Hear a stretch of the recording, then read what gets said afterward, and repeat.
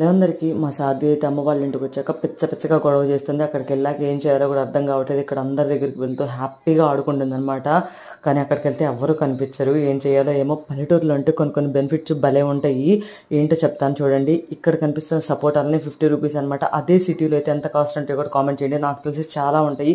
కాకపోతే ఇక్కడ ఏంటంటే మన పేషెన్స్ని మన టైంని కొంచెం ఎఫర్ట్ చేయాలి. ఎందుకు అంటే వీటిని మనం మాగేసుకోవాలి. అంటే మనమే పండించుకోవాలన్నమాట. స్వీట్గా అంటే పండేదాకా వెయిట్ చేయాలి మెత్తబడేంత వరకు.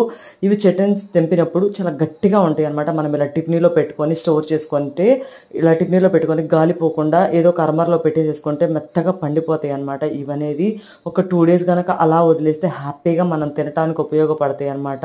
సిటీలో అయితే ఖచ్చితంగా మోసపోతామనే భయం అనేది. 50 రూపీస్కి ఇన్ని కాయలు వస్తున్నాయంటే ఖచ్చితంగా మోసపోతాం. లోపల తీస్తే పురుగులు ఉంటాయా, ఎలా ఉంటాయి, స్వీట్ ఉంటుందా లేదా అని చెప్పి.